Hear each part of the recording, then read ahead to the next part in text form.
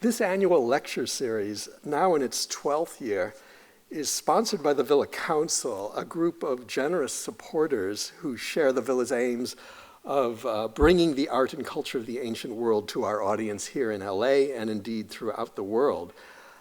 So I'd like to thank them again. Many of them are here, so thank you all.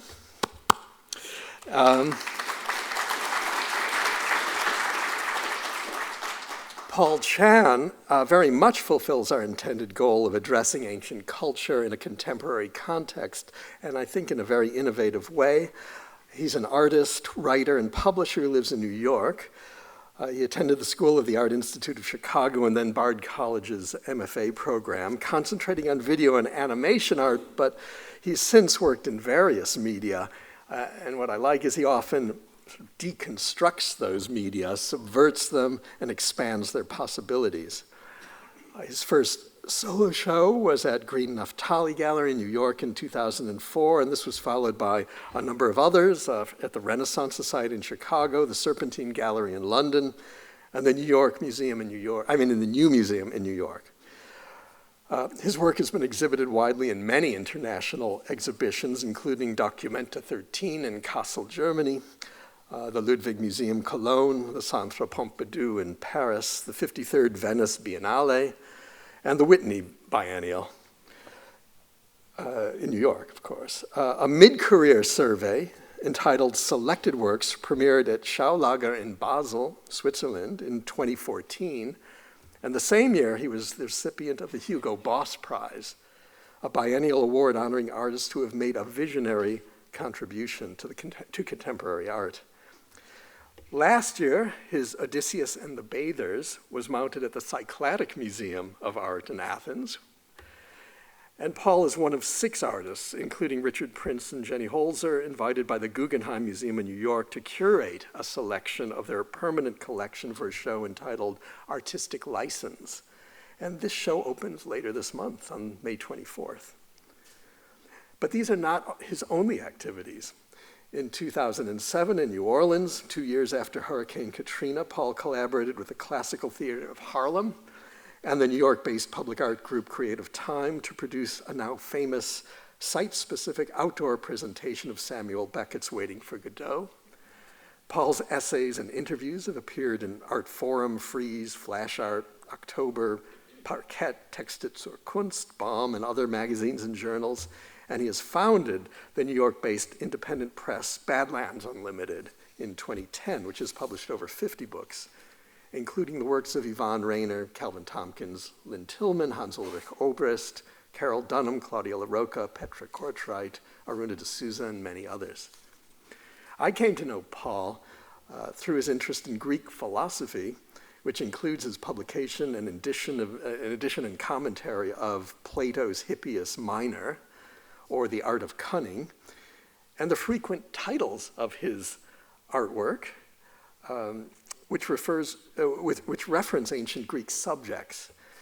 His kinetic sculpture, I guess I should call it that, known as breathers, were inspired by the Greek word pneuma, meaning breath, but also spirit, the animation of the soul.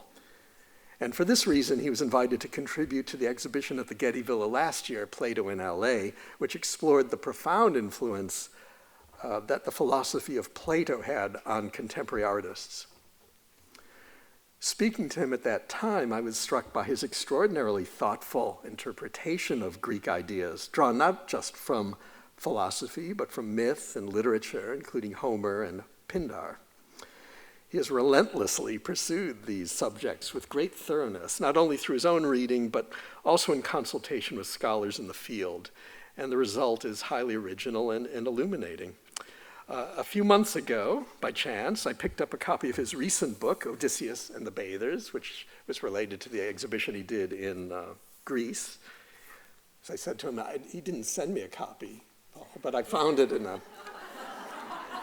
And by the way, though, we are offering this book in our bookshop. This and several of the books will be available across the way in the bookshop, and Paul has consented to sign some, so you may want to take advantage of this opportunity. Along with photos of his works in the exhibition, are translations of fragments of the philosopher Parmenides and some writings by others. But it also includes a wonderful essay by Paul on Odysseus as artist. It touches on many things, as you will see, touches on many things, but centers on the notion of cunning, Odysseus' greatest and most powerful quality. In contrast, Platonic philosophy emphasizes reason, but Paul notes that recent social theory doubts that there is such a thing as objective reason, and he concludes, I'm sorry to spoil the ending of this, but by comparing the clever and tricky Odysseus to the contemporary artist, who tries to convince us of the value of his or her art by any means necessary. And I love this quote, so I'm going to read it and then I'll turn you over to him. Going to a gallery or a museum is a lot like spending an afternoon in a room full of grifters, all trying to con you into one thing or another. You don't lose anything, of course, except time. What you potentially gain, however, is insight into what makes something truly, delightfully cunning. Paul is cunning and delightful indeed, so please welcome Paul Chan.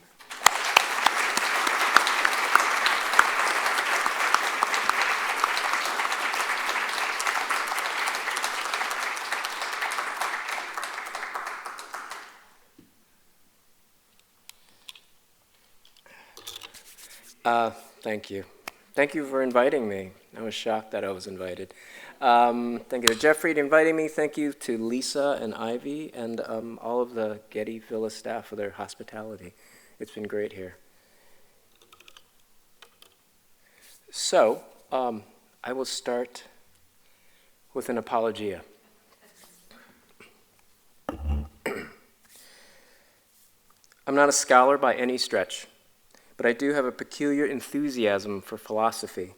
There is nothing more dramatic and entertaining than reading someone trying to figure it all out. This is why the classical world for me was limited to the philosophers I took an interest in, mainly Heraclitus and the Stoics. Was that for me? Sorry, am I too loud? I know, I don't belong here, I know. This changed in 2012 when I found myself, not unlike Odysseus, marooned on a luxurious island. We moderns call it Basel, Switzerland. I was there to begin planning for an impossibly large exhibition, and I was desperate to escape. As usual, I found solace in philosophy. It was during those days in Basel that I ran into someone I didn't expect to encounter. Nietzsche. I discovered that he spent almost 10 years teaching at the University of Basel, from 1869 to 1878. It was Nietzsche's first professorship, but he did not teach in the philosophy department. He was in philology. During his tenure there, he published The Birth of Tragedy, among other works. This was also when he dramatically changed how he thought about art, because this was the period when he fell in and then out of love with Wagner. I was never a real fan of Nietzsche. The swagger in his work dignified an undercurrent of resentment and anguish that I found hard to read. But in Basel, I gave him another chance. Then a funny thing happened. I began to pay more attention to the classical world Nietzsche drew inspiration from than the fruits of his own thinking. I have never looked back since. I continue to be influenced by what began during my time in Basel. My press, Badlands Unlimited, has commissioned and published new translations of Plato and Parmenides, as Jeffrey has just mentioned.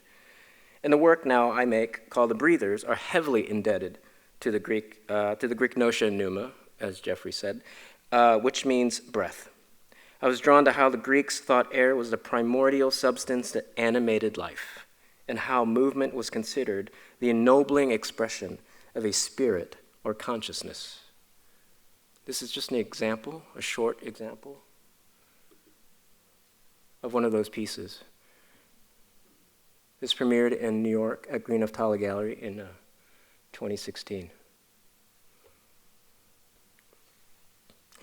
When Jeffrey Spear asked me to give this lecture, what I liked about his email invitation was how he began by teasing me. He wrote, and I quote, "The Getty Villa is not the same without your artwork in view, even if it was more Aristotelian than Platonic," unquote. I never thought getting it right was a true vocation of an artist, but I didn't take offense either. I thought it was funny. It reminded me of a lively conversation we had during a walkthrough of Plato in LA exhibition last year, when he first accused my work of being more Aristotelian than Platonic. It was because of that short but memorable chat that I decided to reply to Jeffrey. And over a few emails, we had enough of a rapport to trust that cooperating with one another would be worth it. That trust is what got me here to speak with you right now. What I have just described is a minor example of a major insight that I think seems patently obvious, but I think is important enough to state outright. We cooperate as a semblance of our capacity to develop and flourish as people. It seems self-evident that human cooperation is unparalleled, not only by its scale, but also by the sheer variety of forms it takes. And how we communicate is decisive in how we work, play, and think with one another. Communication can be characterized as a special form of cooperation. It is how we coordinate the array of information we send and receive. We communicate in order to understand our place in the world and what lies beyond our own skin or community or nation state. I don't think it is controversial to say that nothing good has ever come from less communication. We draw the greatest benefits from communicating when there's more to it. The more we do it, the better we get at exercising our capacity to recognize and express our interests and intentions. And like how evolution thrives on diversity, we reap the most rewards from communicating when the exchanges are diverse in outlook and form.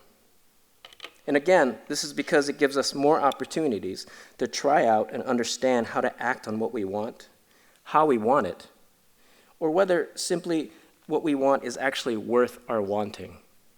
Variety in this account is not only the spice of life, it is the main ingredient.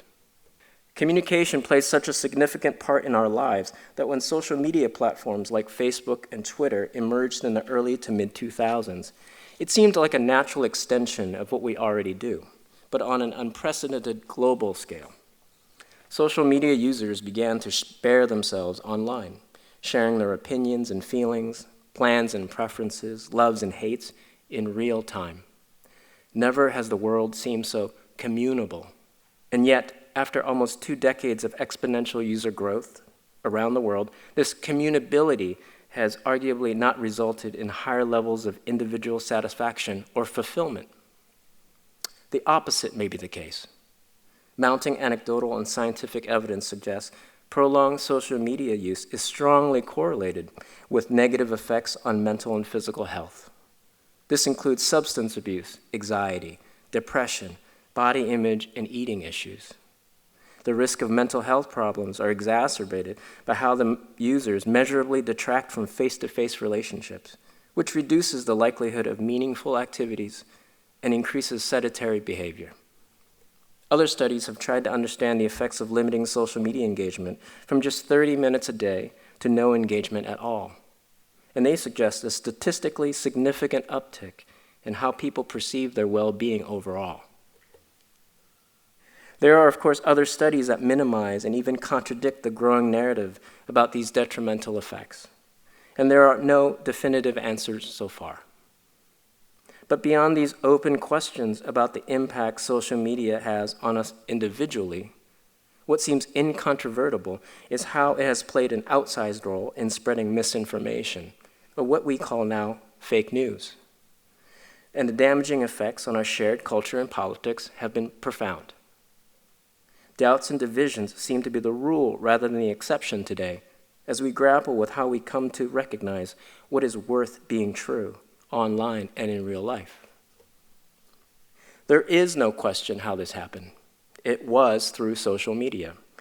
And I think it would not be unreasonable to suggest that there's a relationship between the growing scientific literature that substantiates the negative effects of social media on our well-being, and the momentous rise of misinformation, not to mention escalating threats in the form of trolling, hacking, and other kinds of cyber intimidation. The common thread is how social media companies, by and large, do not have our communicative priorities at heart. They only have their own commercial interests in mind.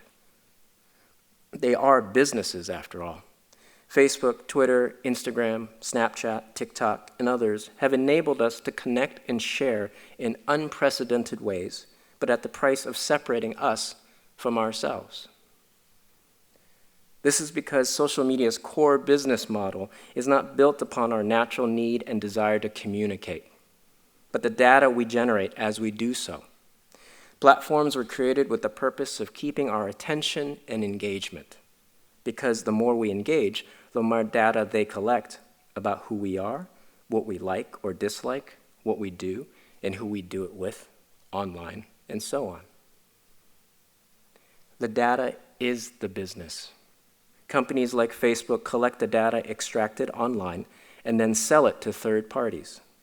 These third parties exploit the data to target social media users in order to sell them a product, a service, or an idea. It is arguable that this is much ado about nothing. Selling things is how this country works, the story goes. What's the problem? This is true as far as it goes.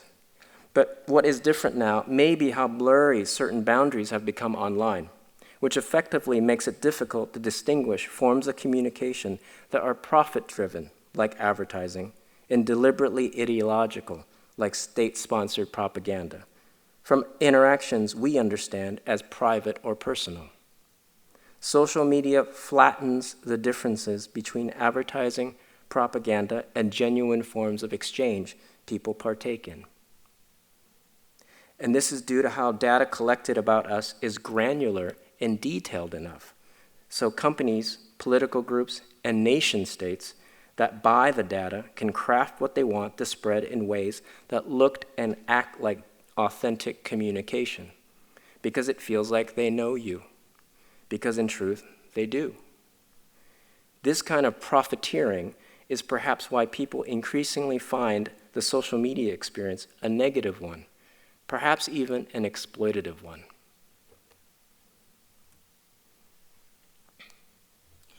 All this centers on something called our data.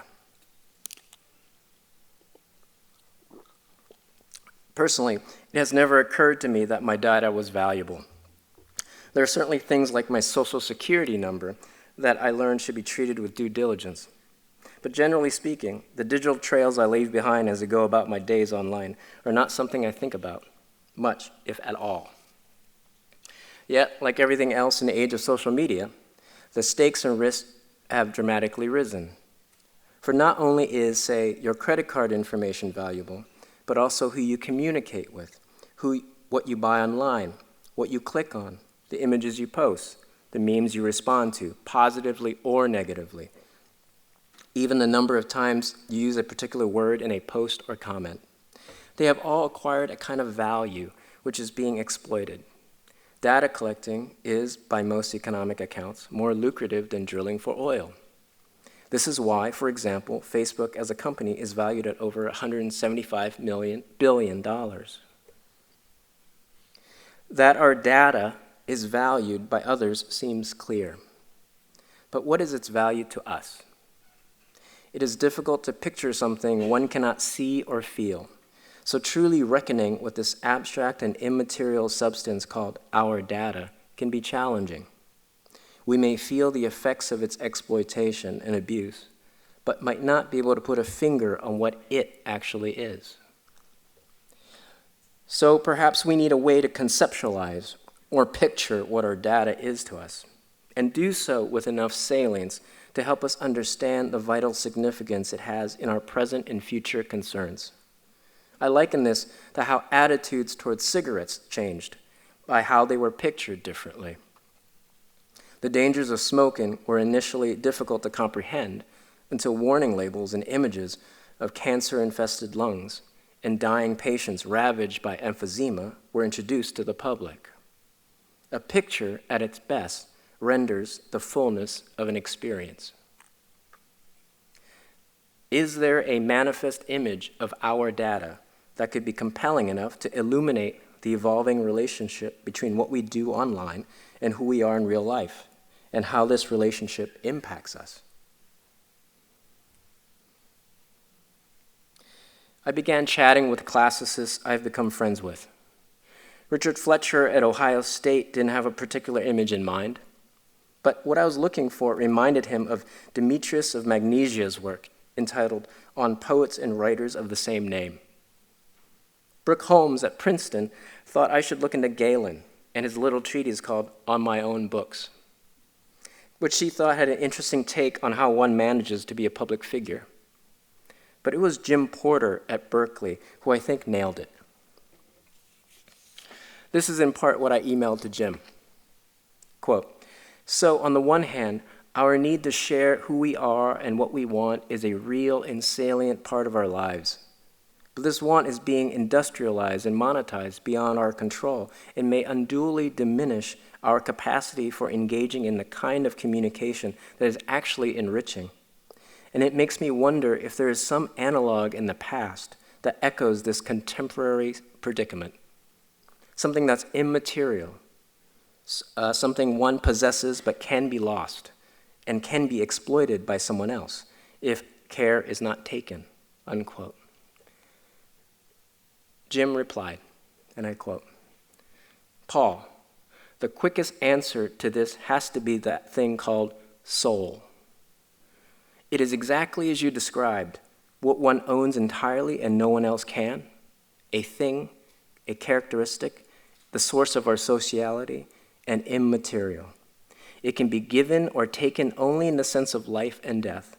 It can be mind in the sense of being taken over by a distorting force, by persuasion or power," unquote. I think Jim is right. What we call the soul, the Greeks called psyche.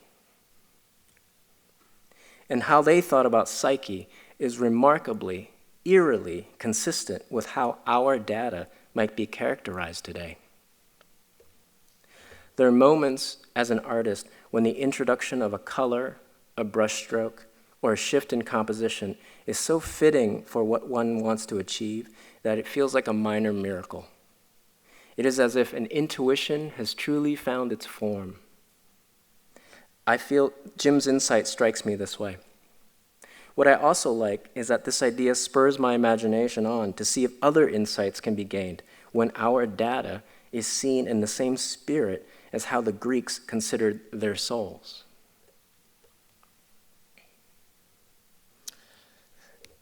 The Greeks did not have one concept of the soul, but many. I'll start with a poet, Pindar. He says, quote, "Our bodies obey death, the Almighty, but the image of living lives on. After the death of our body, the image of life remains alive," unquote. What Pindar is describing touches on a common theme, the idea that the soul is a kind of image, or what the Greeks called phantasia. The image may be that of a living person or something more otherworldly, but whatever the case, the soul is a representation. One could even say a recording of something it was vitally connected to. Another common theme is that it has the power to survive beyond the body. Its capacities outside the body vary, but for most thinkers and artists who grappled with the notion of psyche, with the major exception of two I'm aware of, the soul can exist after the body perishes, like the afterimage. Homer thought this. Or rather, the worldview that Homer captures in the Iliad and the Odyssey holds this belief, which was common enough for it to be used as a plot device in his epics. For Homer, the soul is airy and breathlike, and once it leaves the body, it has no will or feelings of its own. It is like a shadow image of the person, half-conscious, helpless, and indifferent to its circumstances. Death is not the only way the soul is released. It can escape out of the mouth or from a gaping wound. Where does the soul go? Homer believed it ends up in the land of the dead, or Hades. There, a soul exists as a shadow of the person from whom it once claimed kinship.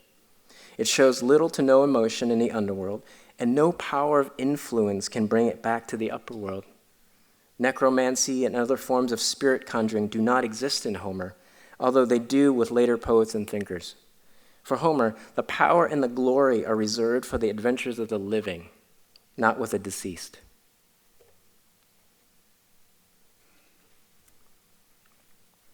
The Orphics, and by extension Pythagoras and the Pythagoreans, held another view. The Orphics were not the only ones to differentiate themselves from the Homeric view of the soul, but they were the first to organize themselves around a set of fixed and definitive doctrines, namely the writings of Orpheus. This alone set the Orphics apart from other cults in antiquity at the time. And indeed, it was a cult. The Orphics promoted a way of living centered on forms of worship that protected and disseminated their particular understanding of the soul. They believed human beings were duty-bound to free themselves from the shackles of their own bodies. And in opposition to the Homeric view, they believed it is the body that is diminished and weak, nothing more than a mere shadow of what is truly essential, the soul. This is why the soul must break out of the confines of flesh and bones. But once it is free, a simple breath of air, pneuma, can send it into a new body from which it must try to escape once again. This is the doctrine of the transmigration of the soul, the idea that the spiritual essence is sheltered in many different bodies as it tries to find its way home to a divine realm. Herodotus claimed the Orphics received the doctrine from Egyptians. Whatever its origins, the Orphics made it theirs by infusing the idea with poetry and practice. They declared the substance called the soul is what should be prized above all else in life. What I want to emphasize here is how reasonable the Orphics were. I don't mean to suggest that believing in the transmigration of souls, or even the idea that there exists a spiritual substance that defies all known laws of the natural world, is reasonable. It is not. But the motivation as to why someone might want to believe those ideas can be. What arguably led the Orphics to their particular set of beliefs is a kind of motivation that we all reasonably share, even if it doesn't lead us to the same beliefs. Analytic philosopher Mark Johnston calls it a future-directed concern. And it's something we do as naturally as breathing. We try to understand and feel and imagine our way into giving ourselves better chances to get by tomorrow and the next day and the day after that, for as far as the eyes and mind can bear to see. It's not beyond the pale to imagine that what attracted the Orphics into believing in the existence of the soul is that it satisfies a future-directed concern, namely how to ensure one's survival into the future, but not just for a day or for a week, but in perpetuity, as in forever. That's a crazy good deal. The thing about crazy good deals, though, is that they tend to have even crazier terms and conditions. That is at least how I see what the Orphics bought into. For if the soul is the most vital and essential part of one's life, then it makes sense to trivialize, if not altogether discard, the other parts in life that are inessential. In the case of the Orphics, this meant earthly existence in general. Asceticism was the prime condition for a pious Orphic life, and it was devoted to renouncing the life of the body.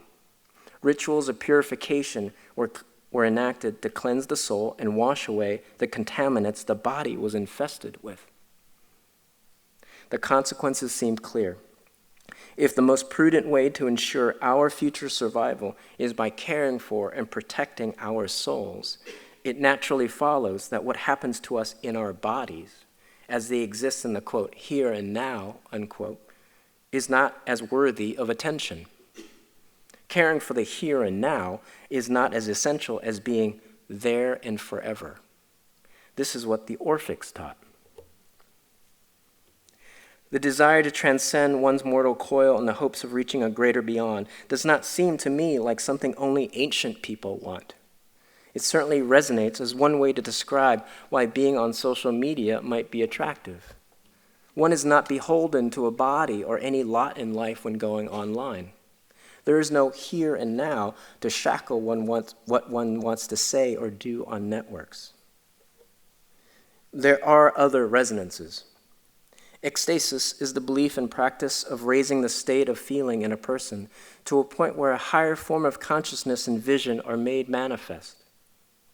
It was introduced by cults like the Orphics, who worship the god of ecstasy, Dionysus.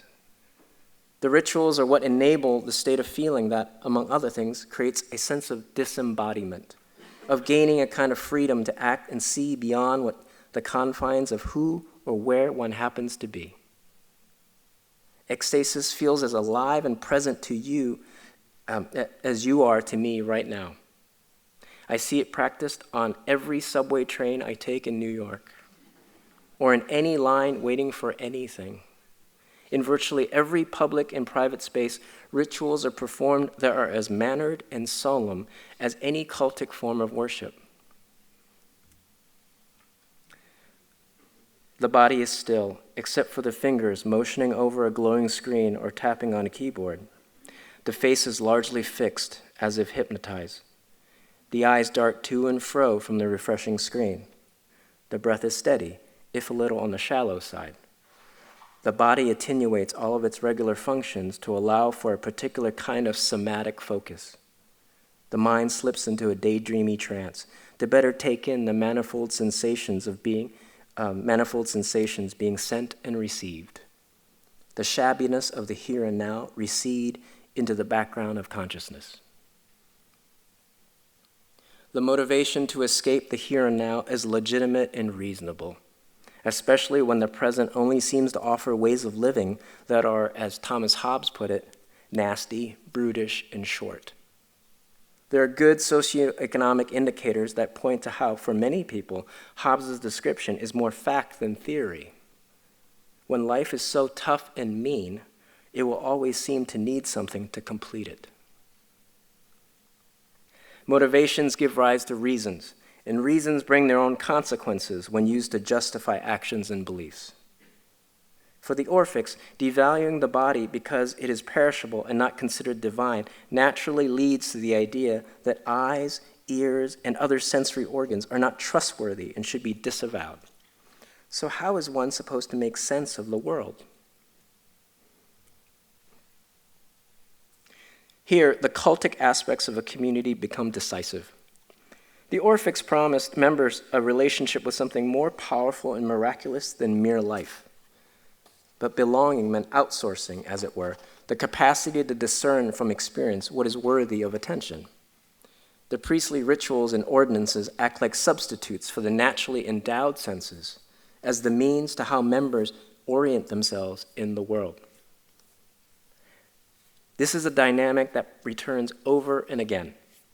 Social formations motivated by spirit, ideology, or plain old money try to profit from claims made for an enigmatic and immaterial substance that supposedly has the power to extend who we are and what we do.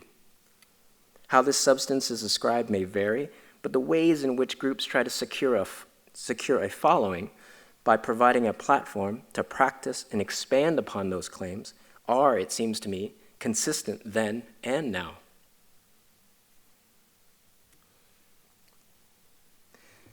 Pythagoras and the Pythagoreans are another example. Like the Orphics, the Pythagoreans claim the soul is immortal and divine. They also believed in the transmigration of souls and maintained that all living beings are intimately related, which I like a lot. But I think the most interesting similarity lies in their social natures. Pythagoreans, like the Orphics, organized themselves into communities that regulated members into a distinct way of living. Dietary and social prohibitions infused with a kind of communal life that kept the soul's unquestioned importance burning and bright. there's evidence from both modern and ancient sources that Pythagoras and his followers were successful enough as organizers that they held positions of political power in what we now know as southern Italy. It is plausible that it was this combination of their rising political fortunes and the ascetic countercultural quality of their lifestyle that made them targets of criticism. It likely didn't help matters that there were extraordinary rumors surrounding Pythagoras himself. It was said that he could be in two places at once. He claimed he could recall his past lives. He could communicate with and educate animals. He made a wild bear promise not to endanger living things.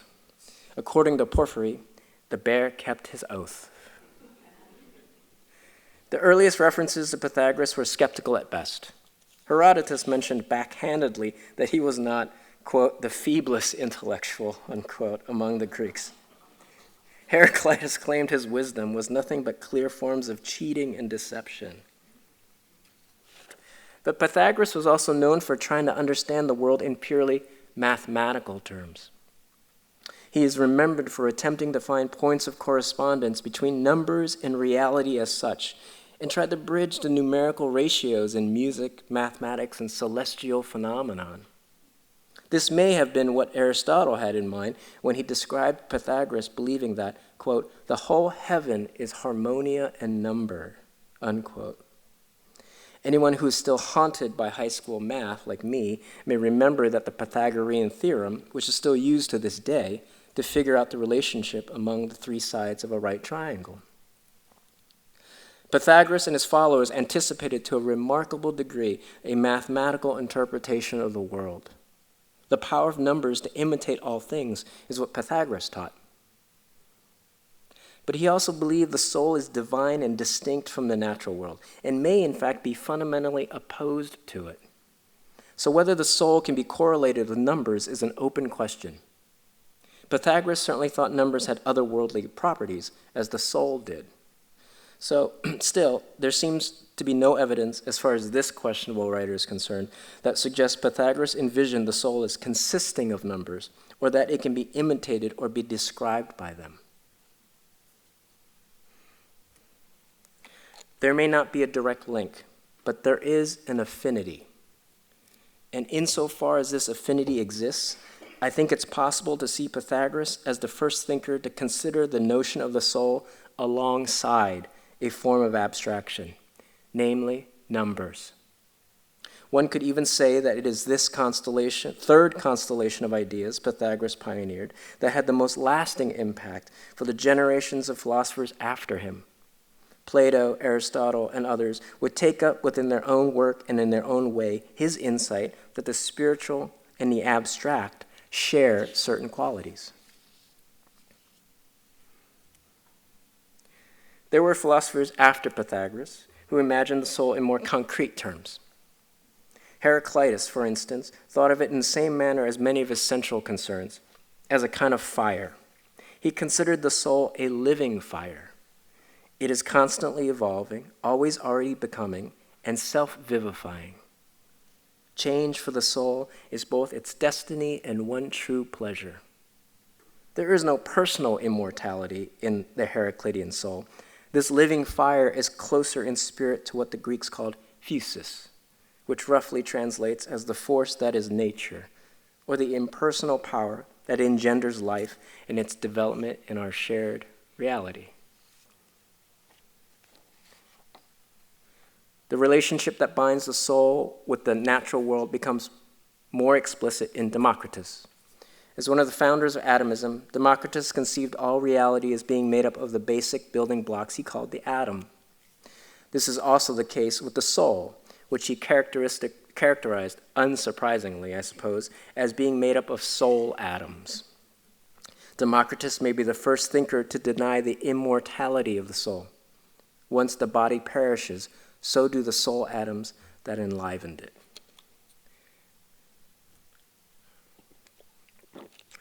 Do, do, do.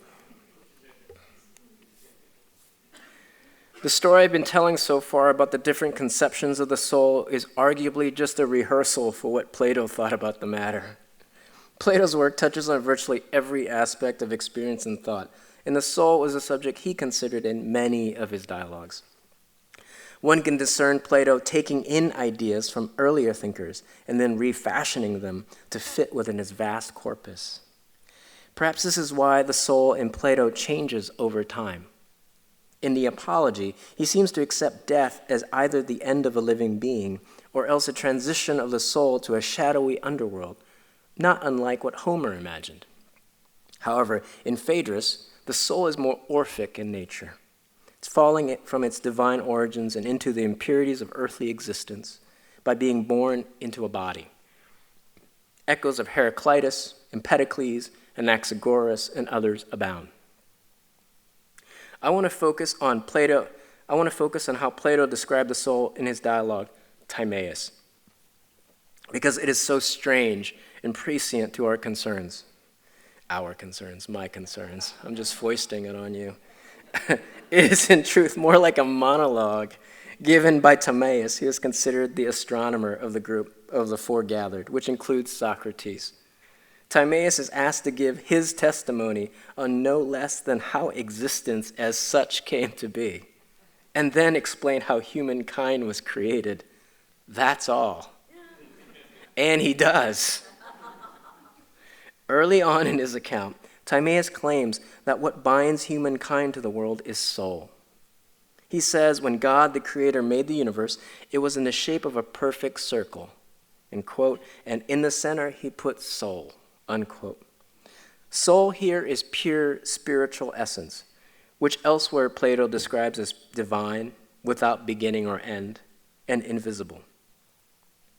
According to Timaeus, the Creator then fashioned a distinct human soul by combining the indivisible and unchanging world soul at the center of the universe with the material stuff that furnishes all that exists.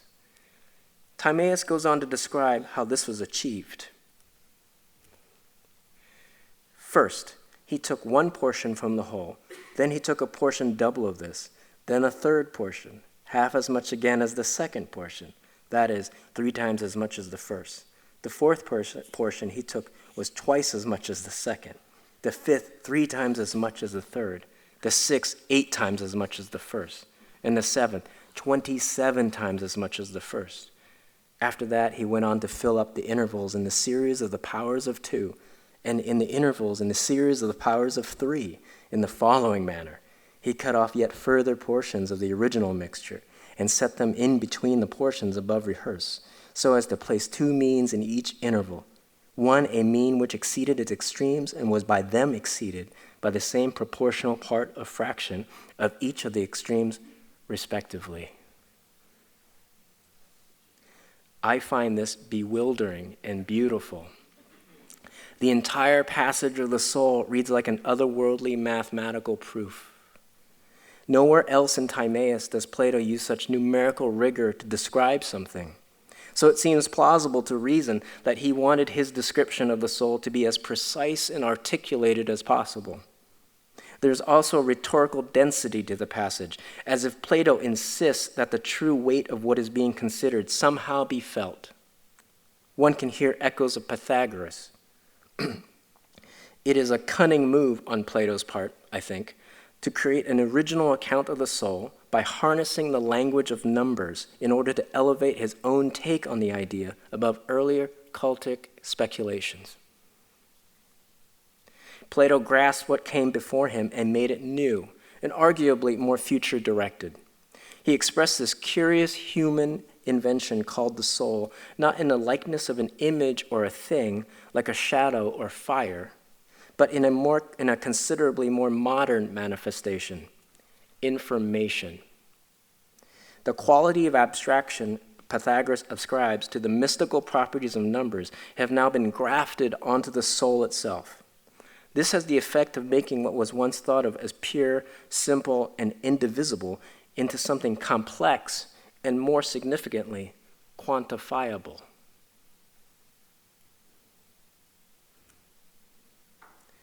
As I see it, this direction of understanding the soul culminates in one of Aristotle's major works, De Anima. Here, the soul sheds its dogmatic and theological characters altogether. there are no more calls for purifying it from the pollutants that typify earthly existence. It does not consider this world to be a prison from which it must escape. The soul is home, here, perhaps for the first time, with us. The central ambition of De Anima is to make available a notion of life as an explanatory idea, capable of being described, measured, and quantified. It offers a theory of knowledge rather than a theological doctrine. Instead of treatises on personal salvation, De Anima tries to study all that soul endeavors in us. Appetites, sense perceptions, like sight and hearing, memories, reason, desires. The work represents an attempt to understand what it means to live by virtue of these sets of attributes and how they ennoble acts and behaviors that make living possible in the first place. There remains an element of the metaphysical, but this role has been passed on to what Aristotle calls the mind. The mind is an undivided and pure substance that rules over the soul and all else that makes up the world. But it does so impersonally, like gravity or other forces of nature. Under the authority of mind, the soul is set within a dualistic schema that Aristotle believes all living things embody: form and matter. He claims that the soul is that which empowers the potential to realize the actual in living things. In other words, the soul functions like an intelligible scaffolding that supports and determines how matter might combine to create an entity that can move and think on its own, the two defining characteristics of life for Aristotle. The soul here becomes a structuring force, capable of organizing the stuff that makes up life into something that lives on. Aristotle describes it this way, quote, "Soul is substance as form."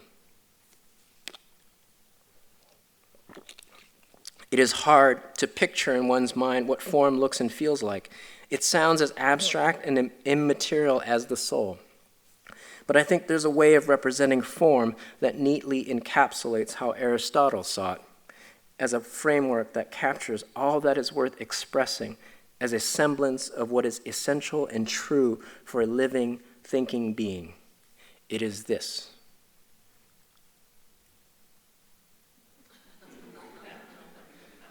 This is a form.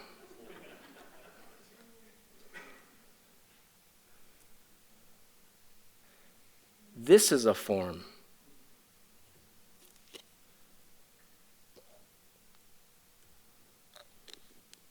This is literally a form.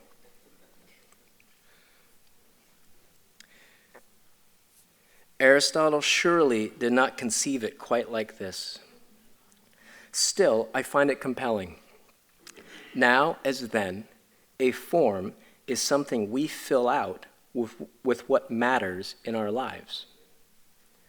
And the principal substance that motivates and underwrites this operation is every bit as valuable, vital, and immaterial as what was once called the soul, or psyche.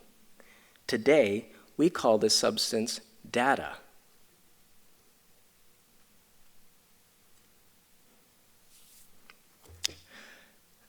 It's been said that taking an idea too far can be dangerous. Unfortunately, artists, for better and for worse, don't know any better. Perhaps we should. Still, since I'm already here, I'd like to go out on that ledge just a little farther. For it is worth believing that our so-called data bears striking similarities to Greek concepts of the soul. It seems natural to wonder, are there forms of care we can learn from the past if we choose to bear ourselves in the great beyond called social media?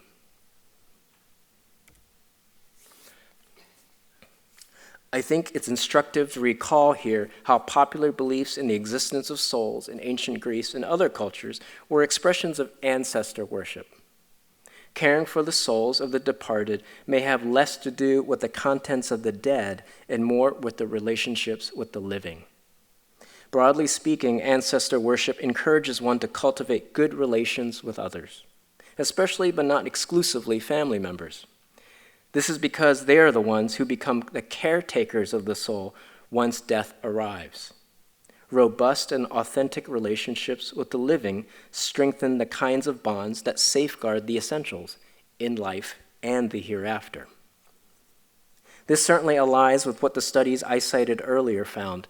Cultivating pro-social relationships in real life reduces the negative effects on health as a result of prolonged social media use.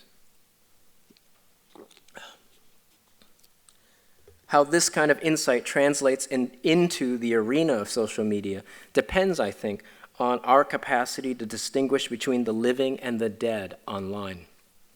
To be sure, genuine and lasting bonds can be created on social media, but the platforms themselves do not bank on these bonds. Their profits are determined by the amount of data generated and collected, which means it is not the quality of engagement that matters, but the quantity. This is why misinformation, fake news, and other attention-arresting content are tolerated and perhaps even encouraged as a style of communicating. They are designed as bait to motivate responses. This style of communicating encourages people to behave online as if their own ties to the living have been severed, and therefore assume no responsibility for the well-being of others. We call them bots and trolls today, and they literally feed off what the living bear, like zombies or other forms of the undead. Cultivate living relations if you are online, and stay clear of interacting with the undead, is how I would put it.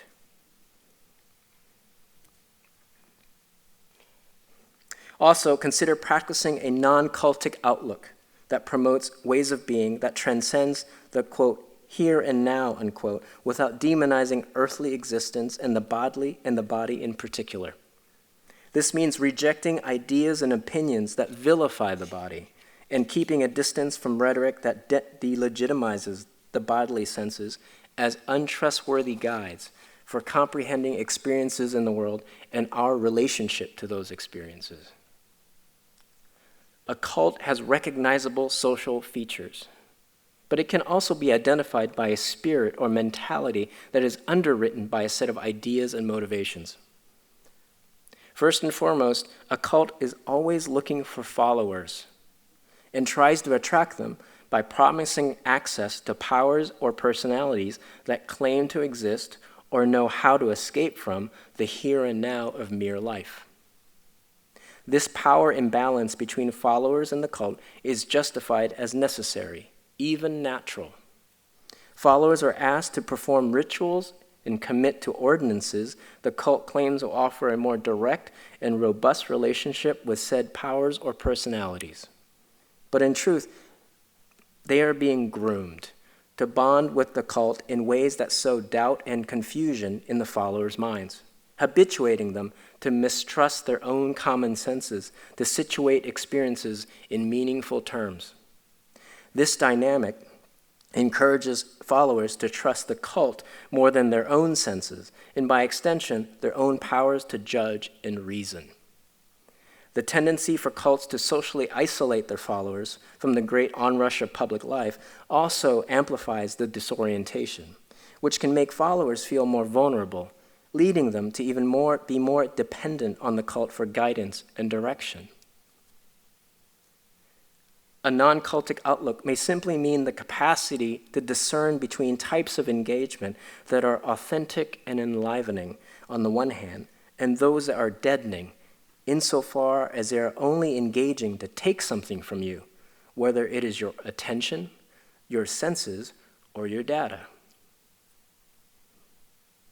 Experiences in the world are rendered by our common senses like compositions. Our capacity to see, hear, smell, taste, and feel largely determines how able we are to discern what is worthy of our attention and what is good enough to be considered true. The sensuousness of what is perceived is also what makes it intelligible. So to treat our senses as if they are instruments to be refined and sharpened, as opposed to features born of an inferior nature, helps us more skillfully distinguish between information that holds real value and misinformation. Our sensory powers have been extended by an array of human endeavors. Technology, engineering, and the sciences have all enabled us to see further and to do more than at any time. But only one field of endeavor has historically helped us hone our common senses, such as they already are, so that we can be even more vigilant of and sensitive to the curious alchemy that occurs when the sensuous becomes intelligible, and when the intelligible flourishes within us and becomes meaningful. We know this field by the term art. Thank you.